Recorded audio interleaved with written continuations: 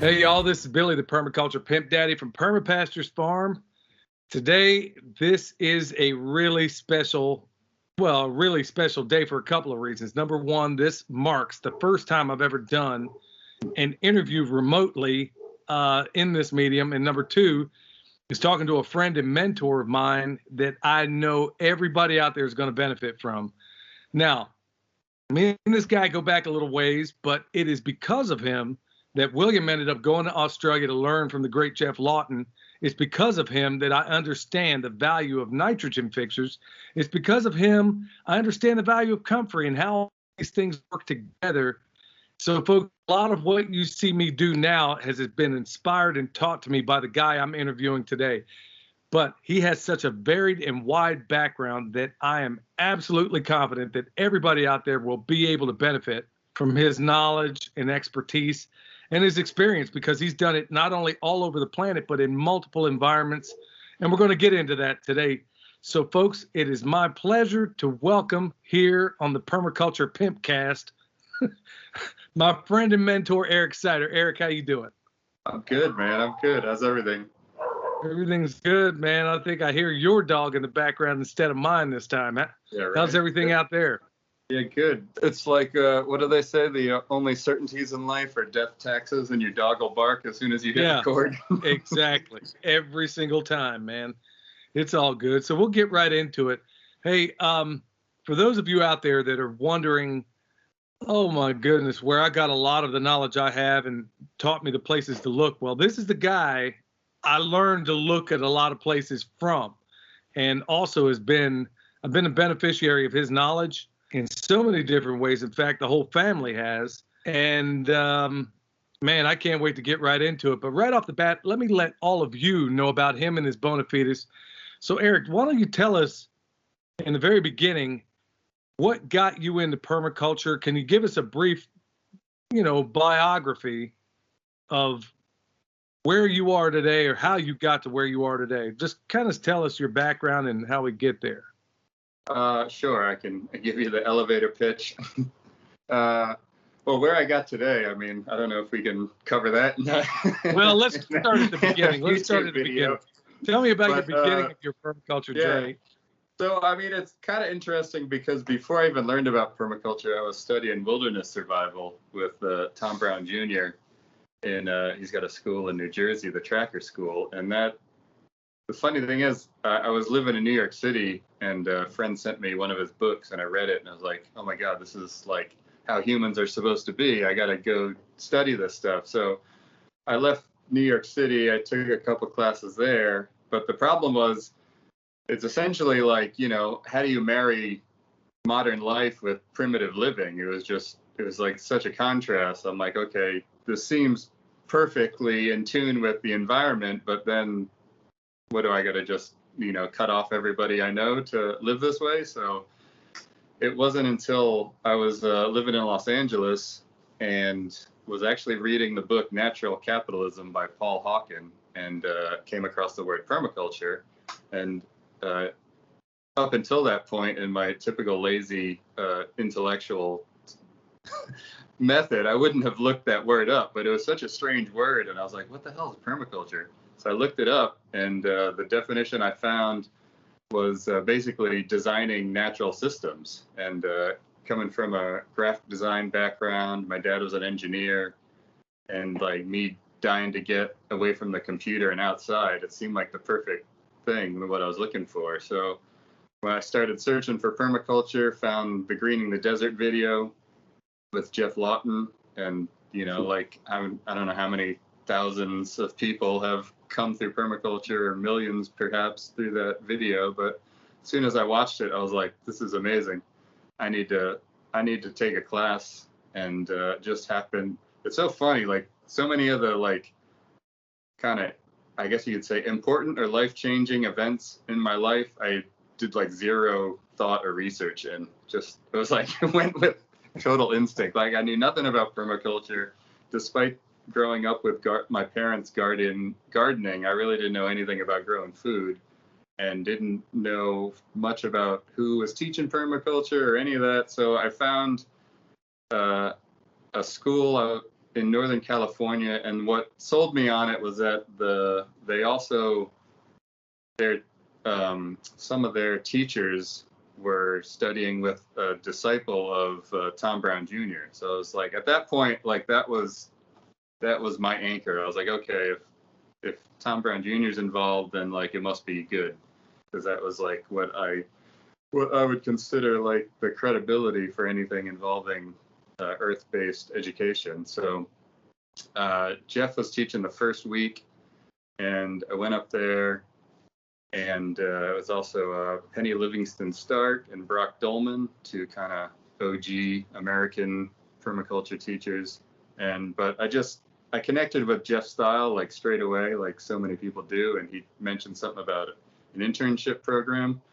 But a funny thing about what an internship means in America versus Australia is an internship in Australia means you're paying, where in America it means it's either free or you're getting paid. So when it came down to the numbers quoted, I thought I was getting paid to go to Australia and study permaculture.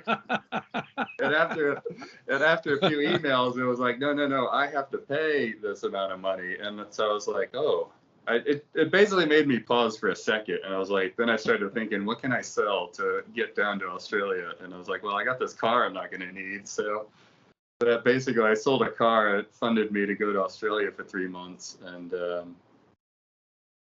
I think I was intern number 5.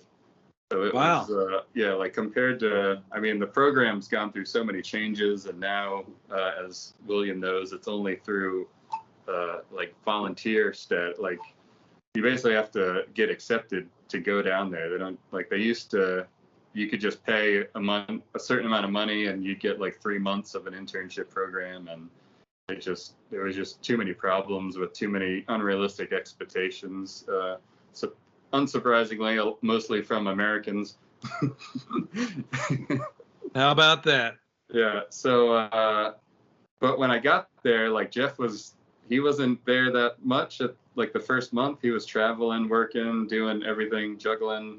And there was a little bit of a, like negative vibe from some of the other people. And there was a little confusion on like what, I'm an intern and there's volunteers, but it doesn't really seem like there's that much of a difference. I'm like, what exactly am I paying for? And so there was another kid down there that he paid up front for like a year, or well, I guess his dad paid up front, so it's a slight difference. But anyway, he was ready to go for a year, and after he had been there, I don't know, maybe 3 months when I got there, and he just up and decided to leave because he wasn't happy with it. And like Jeff got on the video chat and we like talked about the issues, and I was like, okay, I was satisfied with his explanation, so I stuck it out. And I think Nadia took pity on me for the situation, and so she invited me to go with them to Vietnam on a 2-week course, aid work, and that was pretty much started. Like, I basically put me in the inner circle. And then when I got while we were in Vietnam, he got a call to go do a consultation in China, in Hong Kong. The guy, I think he was like the son-in-law of the family that owns China Light and Power. It's probably a pretty big company. Probably so we went from, bucks, yeah. Yeah, so this is my introduction to permaculture. So we went from a well-funded project in northern Vietnam, where I was looking at old bomb craters that were fish ponds now. Wow. And the boys were talking about how they used to sing songs about how the Americans can't beat us because they don't know how good our beef soup is. Which, if you've had Vietnamese pho or beef soup, it's pretty damn good. And so we went from that to a boardroom in a skyscraper in Hong Kong, and Jeff had to actually go get a suit made in Vietnam because he didn't have anything with him to go to this meeting. Wow. And I had to buy like some slacks and a dress shirt, and so that was quite a extreme event. And then I basically left Australia, every time I've left Australia, I should have stayed like longer, but I just got involved with the organization with Jeff, and then basically got onto his global permaculture consultation team. And so I've like fortunate enough to get into that circle, but just through different projects and talking, we actually become friends, and I consider him and Nadia and Latifa family now, and I'm pretty sure how it's cool is that? reciprocated. So it's a pretty amazing journey. And like, I couldn't every day I wake up going like, I haven't done enough to like honor this opportunity that I've been given from Jeff. So, it's something that'll probably stick with me for the rest of my life, I guess. Well, you're honoring, I think, a lot of it right now by dispensing with some of the knowledge that you've, shared with me. But I want to, as far as your background, I know a little bit more than what you've talked about here. Can you talk briefly about some of the other projects you've done? I mean, anybody who's ever seen we got a few wasps flying around right now, and it's night. So anyway, I guess they like the light. No, you brought up Greening the Desert, the documentary there, and of course that's in Jordan. And there's been a number of other places throughout this planet that you've worked also. I mean, can you give the folks out there like a brief synopsis of the number of places you've been and maybe the projects you've done there? Yeah, sure. I guess that went a bit longer than an elevator pitch. No, it's all good. Building. It's all. We have the magic of editing if need be. That's all right. William can edit that out. Yeah, sure. So the funny thing is, I didn't want to go to Jordan, but it was, I met up with Jeff and Nadia in Northern California. They came to Quail Springs as a permaculture center, and they did some work with them in the early days. And so they were looking for people to volunteer in Jordan because it was like early days on the project and very harsh conditions and harsh just, culturally and climate geographically. And they asked me, and like my first instinct was like, no, what the hell do I want to go to the Middle East for? But I felt like I owed it to them. So I said, sure, I'll go. Not knowing anything about Jordan, not knowing anything about Arabic cultural issues around it, anything. And just if like people don't realize, Nadia's Bedouin. She's basically like indigenous, like, Arabic culture where they used to just travel through travel in tents through the desert with their animals and stuff. So the fact that she even was allowed to marry like a white man and who like just recently converted to Islam is like a pretty amazing story in itself. But so I'd say it was definitely rough. And after 3 months of being there, I was definitely happy to leave, but it was probably the best education I could have ever gotten in, so many things like water preservation, which I'm out in California right now, which is, I never realized how applicable my education in the Middle East was going to be to Northern California at some point. So, that shows you where we're at right now. Wow. But like, culturally, just, there's so much about most of my permaculture experience has been in aid projects, and you're very limited resources, so you got to be super practical, you got to be super tolerant, because a lot of the places you're going into have probably a different culture or way of life than what you're accustomed to. So if you actually want to get things done, you need to kind of check your biases and ego at the door, so to speak. Like, not to compromise the ethics of permaculture or anything, but there's a lot of things that are completely acceptable in other parts of the world that you would, not want to have in your life. So,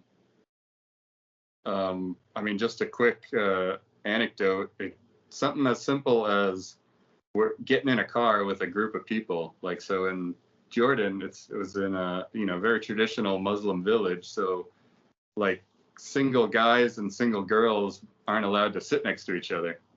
So like if I got in, there would have to be like a brother or like some other male figure like in between, because it's just like, that's just how the culture is. So like I would have to just, something simple as like, check who am I sitting? I'm like, okay, can't sit there. Like I gotta sit in the front. Okay. Wow. Nadia's against the door. And it's funny too, because like, how things were in Australia is different than, like once we were in Jordan, like Nadia had to like kind of respect how her father approved of things, so there's like just a lot of hoops to jump through. But like I'm just saying, you just gotta, be tolerant, understanding, and a lot of people run into conflict because they want to like put their agenda on top of what they're trying to do, and there's just so many challenges in an environment like that anyway, like trying to just get anything to grow for one thing, so you gotta have all this cultural stuff on top of it. But so the typical American ain't going to work out in a lot of these places. No, I mean, not with, typically not. I mean, that's the other thing you learn. I kind of feel like it should be mandatory for Americans to go out of the country after high school, it's just so much of a perspective. Even going to like Australia, which is considered a first world country, it's so much different than what you have. I mean, we have so much excess in America, just like going to a grocery store or, just how things are. It's just kind of amazing. Like there's really nowhere else in the world like America. For good and bad, Right. As far as all those different things, man, you've had a wealth of experience in different projects throughout the world. I think it's most recently you were in Vanuatu, and you did a number of projects there, and I think that was another aid project as well, as I recall. So you're out in California now. Now you've had a way through Texas, and your life is extraordinary, and especially in terms when you consider, and I think you said it to me once, it's a life of extremes. How do you balance that where you can go from New York City into some of the most remote places on this planet to do the kind of work? It sounds like all that stuff with Tom Brown probably came to pay. I mean, it seems like it's prepared you for the things that you've later done. Is that the case? Or how do you possibly live between these two extremes, whether it's a city and the boonies? How do you make that work? I honestly don't know. I mean, all I've been trying to do is figure out a balanced life, and yet I keep going from one extreme to the other. So I guess that's how I'm balancing at the moment. But honestly, the best thing I got from the Tom Brown training is, and like I'm far from any kind of expert in wilderness survival. Like I'm at best competent, but it's mostly just because I don't practice enough. But it's just the knowledge that you can exist outside of the system with a bit of practice and a bit of awareness, and so that has just changed. So I guess not that I'm not afraid of like losing everything or like being homeless or something like that, but I know I could be pretty comfortable homeless, so like it just changed. It mostly took the fear factor out of decisions I would make, and I think that's probably the best thing it's done for me. It's like I'm not afraid of making a decision or trying something new, because what if it doesn't work out? I lose all my money. I'm like, all right, big deal. It kind of simplifies things. That's exactly how I feel about things as far as, where I live right now. Yes, it's comfortable. But I also know, I mean, I think like you that, if the bottom were to fall out of, I don't care if it's the economy or whatever, I know that at the end of the day, I can go out these woods and I can still feed myself and my family. So I agree with you. I mean, having this toolbox like permaculture, that's really what it is just a massive toolbox. Having this toolbox, I think, enables me to take risks that in the past maybe I wouldn't. Well, I was always pretty reckless anyway, but I mean, it has given me, I think like you, a certain ability to be comfortable or content no matter the environment. But I want to get on to, let's kind of get into where you are right now, because this is the biggest thing. I get so many people out there asking, hey, I'm in a small place. Now you yourself, ladies and gentlemen, I'm telling you, this is a guy that's done it all in every single environment you can imagine, whether it's an apartment balcony, whether it's a small backyard, whether it's acreage, it doesn't matter. He's been there, but I wanted to get him to address all of you out there that are in a position that maybe I'm not so uniquely, and I know that I'm not uniquely qualified for, because I never did these things in anything other than an acreage, in a large acreage setting. But Eric, right now, like I said, he's a man between so many different things. And by the way, he has a YouTube channel out there with his name, Eric Cider. We'll put a link on there also. Definitely want to check it out, folks. This is what I want to redirect everybody to, especially those of you out there who are asking us, what do I do in this place? What do I do if I have an apartment balcony? Hey, I don't have enough room to make a compost pile like you do. Well, we're talking to a guy right now that, yes, he has and does and is currently doing it. So, Eric, why don't you start? I mean, maybe address the people that are living maybe in an apartment. Maybe can you address some of the things that they could possibly do in let's say, a very small environment where it's an apartment balcony? And folks, you want to check out his YouTube channel because he addresses all that stuff. But can you kind of give them a synopsis of what they could do, let's say in an apartment, and then we'll expand from there. What options do you have there? Sure. I guess like the first thing I would comment on is, like you have to have realistic expectations. Like you can't expect to have, grow all your food on a 60 square foot balcony, like it's just not realistic. So if that's what you're trying to accomplish, you're just going to be disappointed and frustrated. But you can grow a lot of fresh food to supplement your diet. And you can also, more often than not, having a garden on a balcony or patio or even a windowsill, it's just more for your mental health than anything else. Just being involved in growing something, seeing life happening before you, and just, getting started.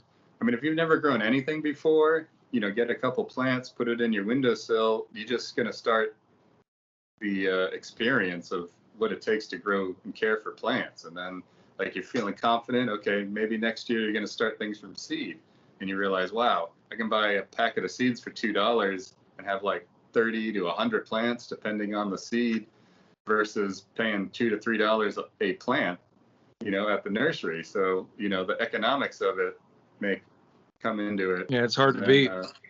But I'd say, I definitely like push it to the extremes, at least in the first apartment in Texas.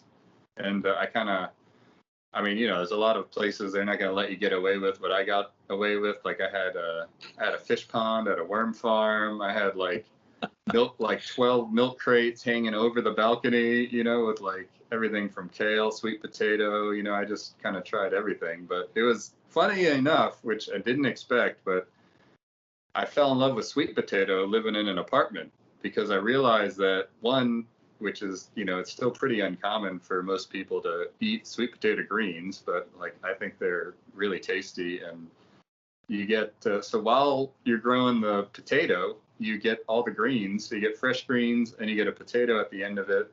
And, like when you're in a bigger environment, they even have more function, like, ground covers and all that kind of stuff. But I had kale right next to sweet potato. And if anybody knows who tries to grow kale and brassicas in a warm climate, they get destroyed by the white butterfly and that damn caterpillar that like seems like you can never find it. It's like you look and then you're like, you pull off 10 and you go back, you're like, you missed 10 because the green is like so perfectly camouflaged to the leaf. But I think I got maybe 2 leaves of kale, and they could care less about the sweet potato. So I was like, oh, well, why am I wasting my time growing kale when I just grow more sweet potato? So I probably had like 12 milk crates with like, the fabric pot liner and like a bunch of different stuff. And after a couple of months, it all just became sweet potato. I was floored. I'll be honest with you, folks. You have got to see what he did on this balcony. Fish pond, worm farm, everything growing up and down. And every time I would look at this, I was like, it made me think, Eric, that the only limitation in any of this is our imaginations, because I saw what could be done in the smallest space. So folks, go and check his YouTube out, because you're going to get a lot of good information, but you're also going to see projects from start to finish. And he's a much better storyteller than I could ever be when it comes to a lot of these processes and how to get them done. Eric, not only did you have all this stuff going on the balcony, which still to this day, the fish pond, all of it just floored me. But now you're in a different environment, which it seems to be bigger, but with a great many challenges of its own. And this is where a lot of my viewers find themselves in, whether it's in maybe a city environment, they have a backyard. And one of the biggest things I get told, and I'd like for you to address this, is especially with our composting videos, which as of late with the chicken tractor on steroids, or whether it was the 18-day compost, we've had numerous comments, whether privately or even on the YouTube platform, of people saying, I don't have enough space to do this. And you might have a different, the one of the biggest things that stoked this, but wanted me to, I've been wanting to have this conversation and have the world have the benefit of your wisdom for a long time. But what really made me put my foot down and really want to make this happen in the biggest way was when I saw one of your last projects having to do with compost. Can you address that and maybe talk about the area where you are now, what you have going, and then let's kind of lean into this compost issue. Sure. So right now I'm in the suburban Sacramento, and I mean, the yard I'm in, it's a pretty good sized yard as far as suburbs go, but I don't think I mapped it out yet, but I'd say it's somewhere between 2,000 to 4,000 square feet, something like total yard size, but not necessarily growing space. And I have a little like 500 square foot garden space I started, but the problem is I got out here late April, and by all accounts, if you wanted a garden, everything would have been planted before I got here. So it gets real hot real fast here. Like, and this season in particular has been crazy. We've had multiple 105 plus days, which, everything's just like holding on for dear life. And, I just had I sent some seeds ahead of time, and my partner's mom started them for us. And so I had all these tomato plants. I'm like, well, I got to do something. So I went finally grew them out to the point where I thought they were big enough to at least put in the garden. And I planted 35. I think I got 6 that actually survived the heat. And that's after covering them with shade and everything. So it's pretty extreme in the summer. But yeah, so I started, it's funny because one of the comments, because as soon as I got here, I'm like, okay, well, obviously we got to separate the food scraps, because they had just been putting it in the trash like most people would. So I started and they had you get these big wheelie bins. I think they're 97 gallons or something. They're pretty big, but they get so you get a trash one, a recycling one, and then you get a yard scrap. Or Arlene, my partner, she was dealing with her mom's 10 years of just stuff in folders and papers and cabinets and stuff. So it just every day was a bag of paper shredded in folders. I'm like, well, I'll just start using this for carbon, because there wasn't really anything on site, and I didn't find a place. I didn't know I could drive fairly closely to get some straw bales, but so I just was layering in that and filled up a wheelie bin with food scraps. And then I said, okay, well, that's full, so now it's time to make a compost pile. And then I got some welded wire fence to make the cage, so make sure I had at least a cubic meter of volume, and dumped that in, and it actually only filled it up halfway. And so what I did is I just kept all the additional food scraps that came out of the kitchen. I just threw in the cage, covered with straw or shredded paper, and it took probably 2 months of with 4 adults, mostly all cooking at home, and we got a cubic yard of pretty much food scraps and straw with few little weeds just thrown in there for some diversity. And then I'm actually in the process now. I think tomorrow it's going to be turn 5. So right in the middle of seeing if it's actually a viable strategy to make home compost, because usually all the recipes want at least a third of some kind of animal manure. But doing it strictly with just food scraps and shredded paper and carbon is not that common. But as far as size, I mean, I'd say most people definitely have enough room for compost. It's just whether they want to sacrifice that space for compost. And the other thing is, it's definitely going to smell, the first few turns. When you turn it, at least for a couple hours, and then it goes away pretty fast. But I mean, if you're not accustomed to the compost process, that might turn you off from, there's a lot of fancier ways and like, bokashi methods and stuff you can do. But as far as simplicity and bulk fertility, that's going to grow you a whole garden. I mean, I think Jeff has a quote, something like, a cubic meter of compost will grow all the vegetables you need for a year. Oh, For good one person. night. So, I mean, it's pretty amazing, like the return on investment from making your It own is. style. It is, and that's why I wanted you to really address that, because there's so many people out there thinking, because we haven't done it in a small footprint. And then when the moment I saw you put this thing together, I'm like, oh, okay, I dig it. A lot of people could really benefit from this. And folks, you definitely want to check that out, especially for those of you that have been asking, how do I possibly make work in small areas? Folks, when you see what he did on an apartment balcony, it is going to floor you and then make you think, okay. I mean, because honestly, I've looked at it too, and I was like, man, I'm not thinking big enough, because he was honest. You were growing more in that apartment balcony than I think most people do in a regular garden. It was astonishing. And even now, where I know you, okay, can you address maybe also, you put in a little pond there, and I gotta say, from start to finish, man, I was feeling your pain, bro. Digging that ground was as hard as woodpecker lips, man. And you're out there with a mattock, I think, or a pole, trying to get down through it. You're in a pretty tough environment, and somehow you're making it work. What other plans? So you got compost going, you got a little bit of this and that going, you got a fish pond going. What else do you? Okay, if you had to stay on this project indefinitely, what would you envision in this small backyard that maybe other people might benefit from? What would you do if you had to stay there very long term? I mean, definitely I would start focusing on reusing the water from the house, especially because, I mean, water is like, it's your number one issue out here right now. And which water would that be, Eric?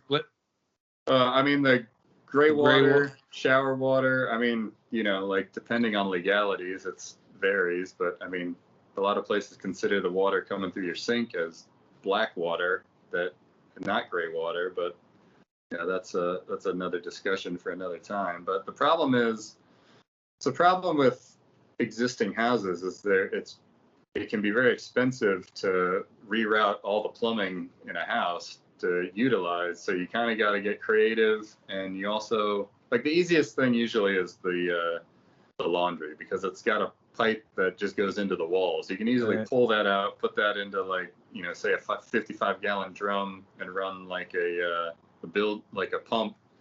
What's I don't know the name of bilge pump. Yeah, like the pumps they use for like flooded basements and stuff. Right. Yeah. Or so you could do that, and then there's a lot of real simple. I mean, you could send that right to an orchard if you don't want to do anything else. But ideally you'd run it through some kind of reed bed, to filter out some of that nutrient and stuff. But the next thing is like a shower, and the easiest way to use shower water is have an outdoor shower, which was I mean, depending on your climate, it might be less practical than others, but you can. Here it's criminal that every house here doesn't have a solar water heater. Like, it's insane to use fossil fuel to heat water when the sun's shining like 95% of the year. And like it gets, even the water coming out of the hose that's been sitting in the sun it's too hot. Yeah. I'm like wasting hot water because I can't put this on any plants. It's gonna kill it. Right. And even the funny thing is the water that going through the house, like, because the water meter comes up above the ground at some point, it can actually be hot water coming through the pipes, like when it's on cold. Right. Right. There's just so much water. You're like, either you're waiting for water to get hot, so you're wasting water, or you're waiting for water to get cold, you're wasting water. So, it's sure there's a historic drought, but it's also, there's just so much waste. I think that was probably the best lesson or quote that I picked up from Bill, was that it's not, the first priority is how lower your expenses So you figure out how little money you need to earn before you think about a new job or a new business. But it's also limit your resources so you can figure out how much, you don't get in a solar system to to fulfill your current energy needs. You figure out how little energy you can use, and then you find a solar system that can figure that out, because most likely you're wasting electricity, you're wasting water. So it's just, modern life is just full of waste. So, we need to, it's not talked about enough. Like there's, some studies or articles around that say basically if you put in the money to retrofit houses so they were more energy efficient is so much less than having to build like a new power plant to, take care of all the new energy needs, So it's we just think of like making new stuff instead of fixing what we have. Oh man, I can't agree more. I mean, when I think about even the house I live in and how many different ways we're wasting money for example, in the winter, we spend a fortune just to heat this place. Well, why don't I have a rocket stove in here yet? I'm working on it. Or same thing with the hot water. We've had that. It hasn't even really been a debate here. It's like, where do we prioritize it? It needs to get done. Why am I spending electricity and money to heat water when I could easily do it? Your biggest cost in most houses is going to be your heating and cooling, but everybody's worried about light bulbs.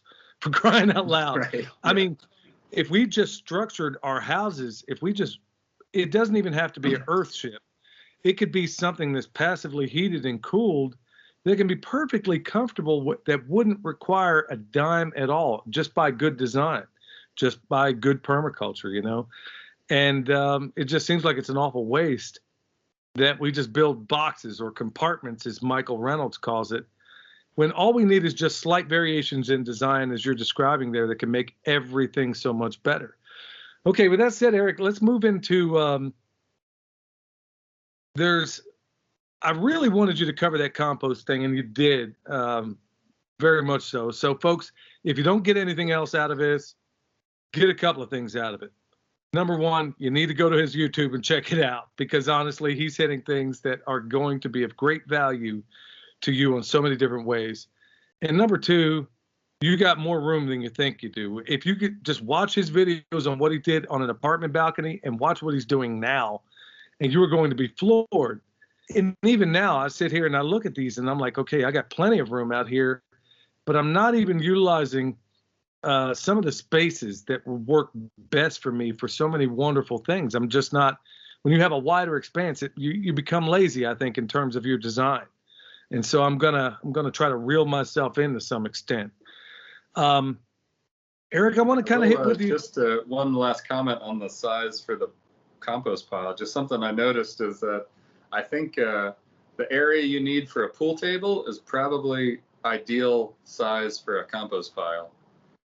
It might even be bigger. I mean, if you can, there's times just like because at least if you're gonna, like, the way I do it is I usually take the rake and like push in the bottom a little bit. Okay. So I like to have the, circumference. Say you got like a six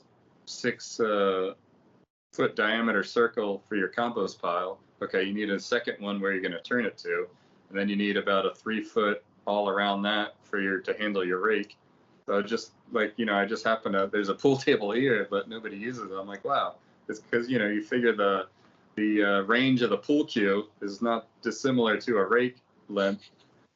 No, that's a good point. Yeah. So that's like if, you want plenty of room to make everything, nice and relaxed and easy for you. But I'd say the absolute minimum is probably like 4 foot by 8 foot. If you put up two, bays, and, you can just take it out of the one, say like you have like pallets, vertical pallets or something, and you could just, it's not ideal, but like I'd say you could get away with 4 foot by 8 foot and make a usable compost system. You just take it out totally of agree. The one bay into the other bay and back and forth. It's, you're not going to get the, it's going to take a little longer because everything's not going to get turned perfectly and everything, but you'll get usable compost probably within a month versus 2 I agree. weeks or something.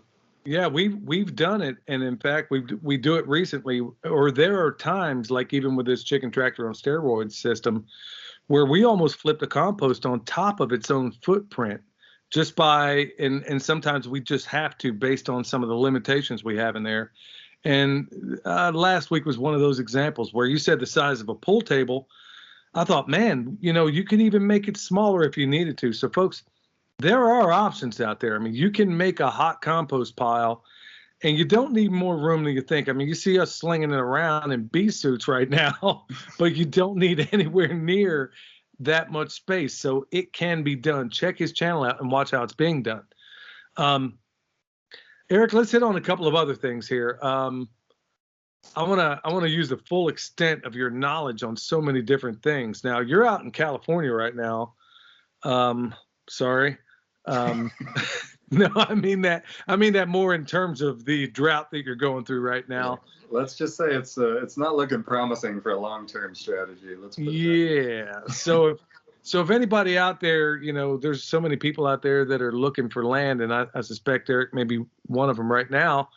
Or there's people out there that have land, and you need somebody, especially if you're anywhere around Mars Hill, North Carolina, or somewhere thereabout, and you need somebody to take over your place that could be a real awesome asset to that, especially if you're one of those old timers out there that's looking for, you can't get any of your heir apparents, the people of your own line to take over.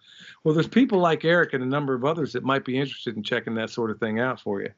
Okay, Eric, you've told us about, we have a very small, knowing more about you, I know that there's way, way, way more to your biography, which I would love to be able to do a live Q&A on YouTube with you answering and fielding some of these questions that maybe between you, me, and William, that maybe we can kind of get through a lot of the questions we get out there, because you've always been a wealth of knowledge and a true blessing to me and my family.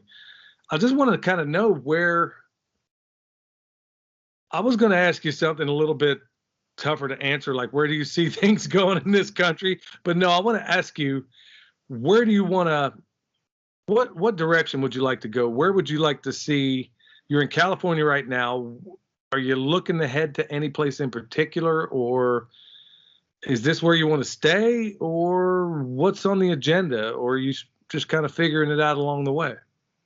I mean, unless, there's some amazing opportunity fell in my lap, I couldn't, just the water issues alone just make, the wildfire plus water issues, and unfortunately it doesn't look like it's getting any better. So, I mean, California is pretty dicey. I mean, it can be a beautiful place to live, basically if you have water, you can grow almost anything you want, and, everything you grow is almost like the best tasting stuff you've ever grown. I remember there's an amazing development not too far from here in Davis, California. It's a pretty famous Village Homes. And I remember Jeff doing a tour there, and he said he's never experienced everything he tried off a tree or a bush being like so flavorful. And I think it's part of the reason is because of the low water, everything just gets super concentrated. So, it's tough because, life could be amazing out here with not too much designing differently, but just more, I think I just like water too much. I like water ponds, and like thinking about, I have my little pond now, I got to keep filling up every day because between evaporation and the plants transpiring it out. So I think like I need more rainfall. So probably, I mean, your area's not looking too bad as for many, many reasons, like geographically. I mean, I kind of like being in the warmer climate, you get to play around with anywhere you can like just barely grow bananas is kind of interesting, but at the same time, there's a lot of other reasons that make California and warmer climates, unstable. And, I don't know where, who knows, maybe your area will bump up a few hardiness zones in the next few years. I don't know. It's pretty abundant here. I mean, things grow quite easily all the way around this place. But you kind of made me think of something else, Eric. I know William's getting on to me about storage issues, but I wanted to ask you this. If Gavin Newsom right now said, Eric Cider, I'm going to put you in charge of managing our watersheds. California's in a drought right now, but you've worked in the driest place in some of the harshest conditions on this planet. With good planning and good design, do you think you could fix a lot of what's going on in California concerning, even with the low water? I mean, with your background, you're uniquely capable of answering a question like that, I think. Do you think that there is some way to mitigate some of the droughts that are going on in California right now? Oh, I mean, you don't even have to be that clever to fix things. I mean, I remember one of my favorite quotes of Bill, I'm kind of paraphrasing, but it's not how much water you have, it's how much water you reuse. So if you get, if you have 100 gallons, but you reuse it 5 times, you get 500 gallons. So it's just, You don't need fresh water to flush a toilet. No, you do not. I mean, it's insane that we flush toilets with quote unquote drinking water, but right. I mean, I think we have such like a homogenized and kind of entitled idea of how we're going to live despite whatever climate we're in. I mean, you got to start treating California like you're in the desert, because I mean, it's, not technically the desert, but it's not far off like the full on desert. So, like, get rid of all this nonsense where we're growing grass. I mean, I got neighbors all around me, all watering their lawns. And, and it's one thing to say, to criticize people for, being ignorant, wasting resources, but there's city properties all around Sacramento with grass. So, like, how can you tell somebody to, you can't have a lawn, but you got lawns, the medians, like, I mean, they're starting to do some stuff, but there's just so much waste. And like the gray water, like I would take whatever subsidies you can scratch from the back of the couch here in California and start putting in gray water subsidies so everybody, reuses that water. I mean, like heating, which isn't necessarily, exactly a water issue, but there's definitely a waste of energy. And then, just what you're growing, What would you do in terms of, would you do anything in terms of earthworks? I mean, as far as, let's say he put you in charge of all of California. Let's say he was Pharaoh and you were Joseph. And he said, okay, what would you, I would personally think that there would be swales in every place that could possibly have them. Recharge aquifers, which we're telling, we know that they're about dry in many places. Right. Would you be doing any of that? How much water? I mean, I guess to narrow it down, what would you do if somebody said, I want you to handle all the earthworks in California? What would you do to maximize what little water that is falling on California right now? Would you employ earthworks? Oh, I mean, you'd probably spend the next 10 years 24/7 just running earth moving equipment to fix that situation. But, like even out here, houses, they're designed like everywhere else, the shed to get water away. It's like we treat fresh water from the sky like it's, a dirty diaper of shit. We want to get it away from us as fast as possible. And so it's like every house should be, retrofitted to absorb its own water instead of, like, it's so funny because the pond I dug, I found there was a drainage pipe that was probably run into the sewer. So the first thing I did was like cut that off and covered it up with rubber paint. I'm like, we're not going to be using this thing. So even, like where you could be keeping water on site, they're sending it into the sewers, and, who knows where it's going after that. And then Insane. Even like the concrete, like the LA River, they got that concrete river through the city. Like how much of that water is lost through evaporation? It's just, you can't, if, classic desert design, you want as little surface area of that water exposed to the sun as possible, because, everything's evaporating. So you can't have big open bodies of water. You want really small, narrow, deep bodies of water. Like honestly, cisterns under the ground would be better than even open ponds for water storage. Right. It doesn't seem like these are problems that seems like man-made problems to me by and large. I mean, so many of the things that are going on, because you're not going to tell me that so many of these problems, whether it's the forest fires and a number of other things, couldn't be mitigated with just good design. But here we are approaching an hour, Eric, and William is going to be, he's driving me nuts saying that we got storage issues that we got to. So, man, it's been a real pleasure. Man, thank you so much for taking the time to record this with me. And I know that there's going to be a number of people out there that will almost certainly be beneficiaries to such wonderful things that you do right there on your YouTube channel. So, folks, remember, check him out at Eric Cider. We'll leave a link there. Eric, thanks so much for being with me, and look forward to doing a live stream with you here in the future if I could ever work out the tech and we can get things all working on every end. So thanks so much for your time, bro. I do appreciate it. Yeah, likewise, man. It's been a pleasure. Honored to be on your channel. I mean, it's you call me your mentor, but I think we're I've learned just as much from you that you've learned from me, as you say. So it's been a mutually beneficial melding of minds, let's say that. Well, I don't know, man. If I taught you anything, it's how to be a better pimp. And then I love that shirt, bro. Can people buy that shirt anywhere? Can they get it? At the moment, not, but I think we might have something in the works to get it on somebody's storefront.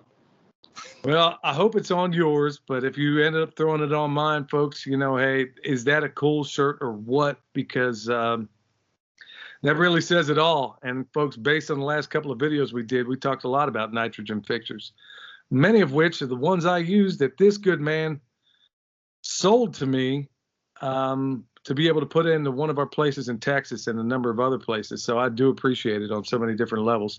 With that said, Eric, it's been a real pleasure, man. I look forward to connecting with you very soon. Take care, bro, and stay cool, dude. I know it's hot as the blazes out there. All right, man. It's been a pleasure. Take care, care, brother. Billy. Take care. Bye.